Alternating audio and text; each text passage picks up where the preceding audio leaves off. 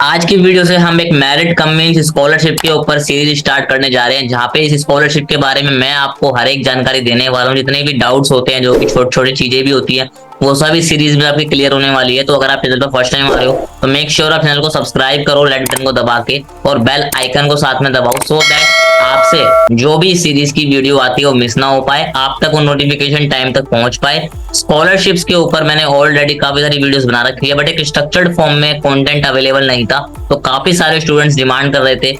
उस बेसिस पे ये सीरीज आ रही है, और ये आज एपिसोड 1 है इस सीरीज का, जहां पे मैं आपको स्टार्टिंग से बताऊंगा इसके बारे में, स्कॉलरशिप के बारे में।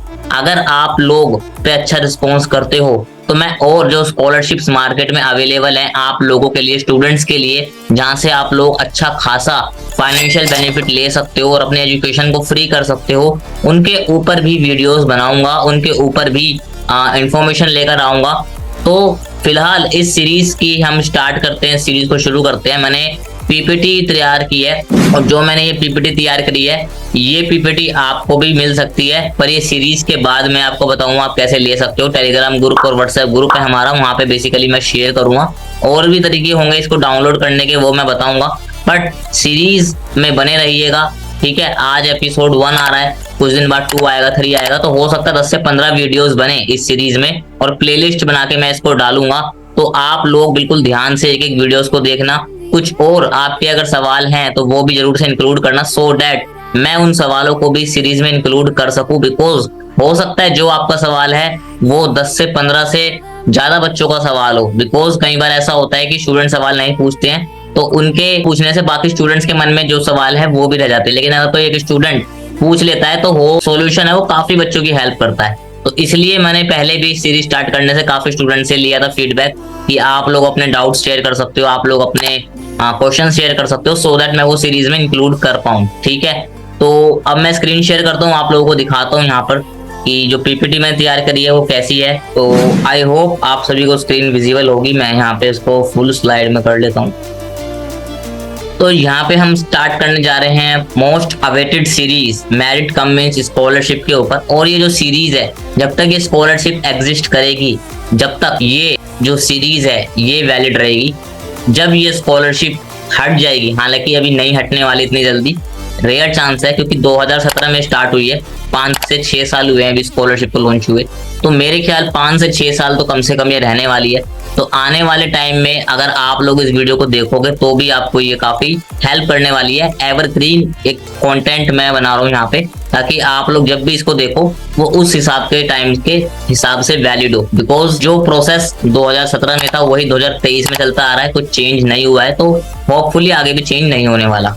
सबसे पहले हम बात करेंगे कि स्कॉलरशिप है क्या एग्जैक्टली और इसका पर्पस क्या है। देखो, स्कॉलरशिप जो है ये दिल्ली गवर्नमेंट ने लॉन्च की थी, ठीक है। दिल्ली की एजुकेशन के लिए ही करी थी कि स्टूडेंट जो दिल्ली के रहते हैं वो परेशान ना हो, और ये स्कॉलरशिप इस हिसाब से लॉन्च की गई थी। बिकॉज अभी तक जितनी भी स्कॉलरशिप आप देखते हो, कोई ना कोई कास्ट से उसका वो होता है, SC हो, ST हो, OBC हो, या पर्टिकुलर इस कास्ट से हो तो आपको स्कॉलरशिप मिलेगी।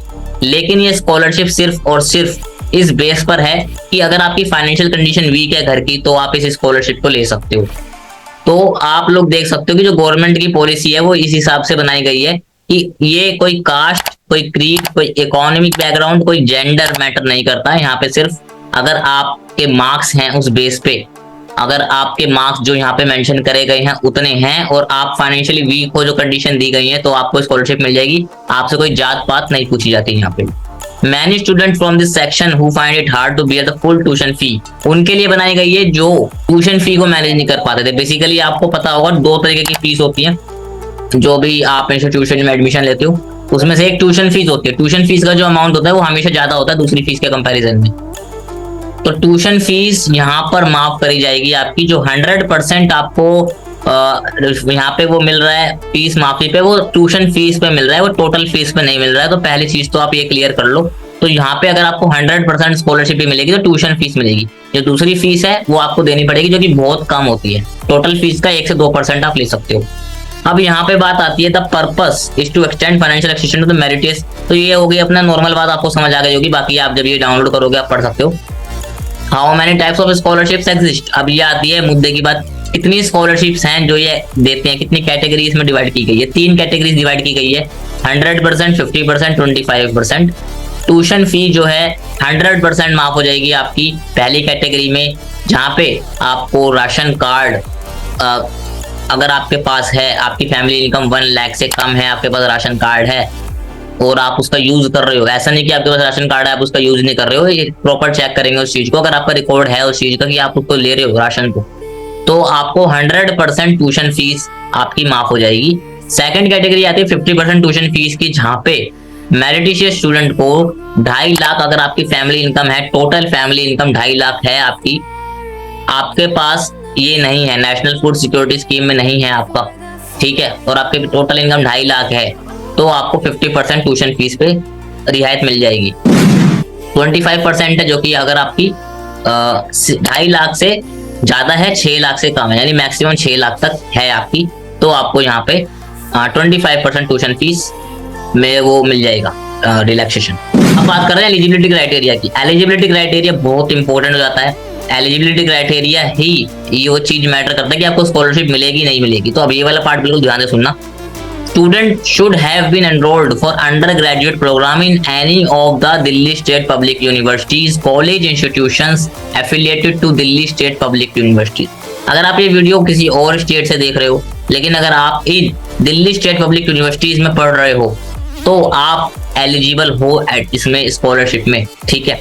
ऐसा नहीं है कि आप दूसरे राज्य से हो, यहाँ पे पढ़ रहे हो, बट आप रहते दूसरी जगह हो तो नहीं कर सकते हो। आप पूरे इंडिया में कहीं भी हो, लेकिन आप अगर दिल्ली स्टेट पब्लिक यूनिवर्सिटी या उसके एफिलिएटेड कॉलेज इंस्टीट्यूशंस में पढ़ रहे हो, तो आप स्कॉलरशिप को ले सकते हो। कौन कौन से कॉलेज है उसकी बात करेंगे आने वाले एपिसोड्स में, फिलहाल आप इतना जान लो।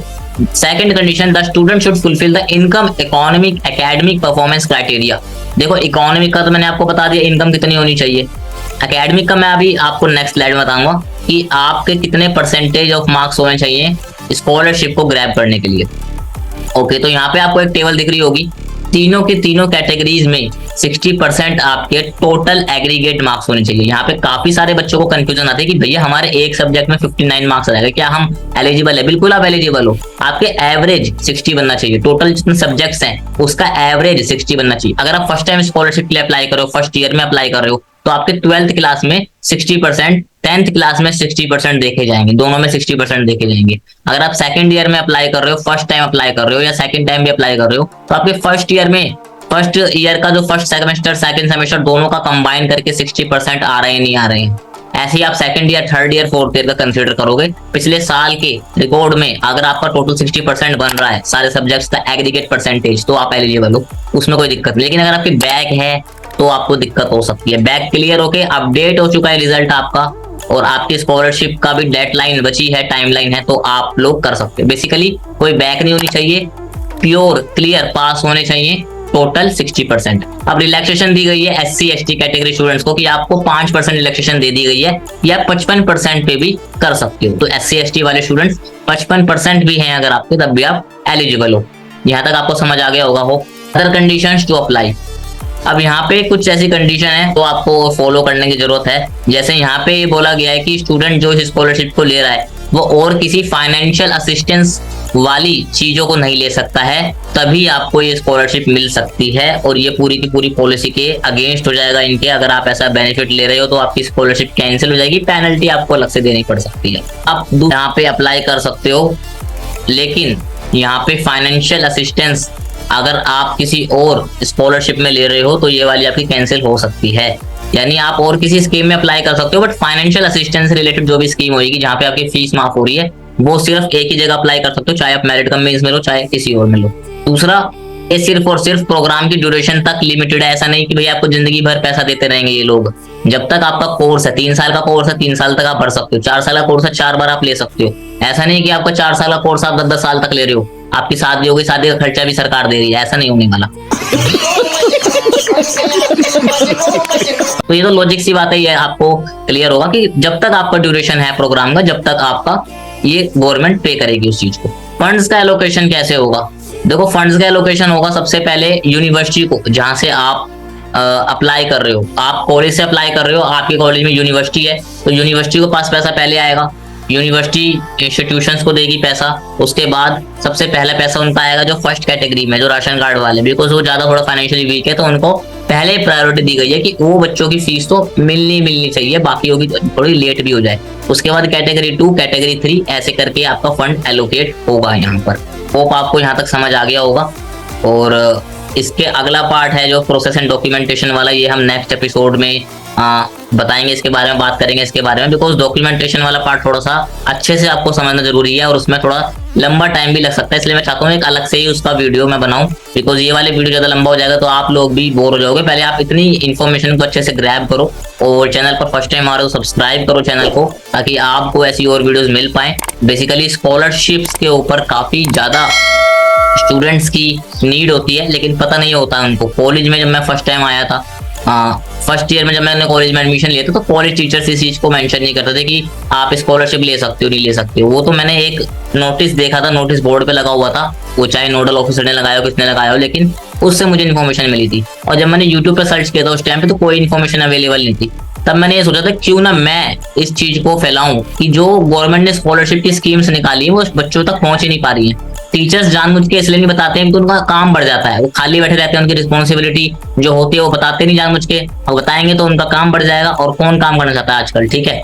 तो ये चीज होती है। इस वजह से अब धीरे धीरे जैसे वीडियोस बनाने मैंने स्टार्ट करी और यूट्यूबर्स ने भी वीडियोस बनानी स्टार्ट करी, तो ये अवेयरनेस फैली है स्टूडेंट्स के में, उनको पता चला है स्कॉलरशिप के बारे में। और आप अगर देखोगे पिछले 4 सालों में, तो जो गवर्नमेंट को जो फंड देना पड़ा वो भी बड़ा है, यानी बच्चों की बहुत ज्यादा हेल्प हुई है। और आप लोग इस वीडियो को अगर शेयर करोगे तो और बच्चों की हेल्प हो सकती है, ठीक है। दिल्ली पब्लिक स्टेट यूनिवर्सिटीज से एफिलिएटेड जितने भी कॉलेजेस हैं वो सब अप्लाई कर सकते हैं। तो अगर आपके कॉन्टेक्ट में कोई है उसको आप शेयर कर सकते हो, वो आपको ज्यादा उसको बेनिफिट होगा, तो वो भी आपको ब्लेसिंग देगा कि यार आपने शेयर करा उस चीज को। तो किसी का अगर फायदा हो रहा है तो उसमें कोई नुकसान नहीं है एक वीडियो शेयर करने में, तो आप शेयर जरूर से कर सकते हो। अगर आपके कॉन्टेक्ट में कोई है, वीडियो को लाइक जरूर करके मुझे बताना आपको कितना समझ आया ये चीज, और क्या आपको सीरीज अच्छी लग रही है।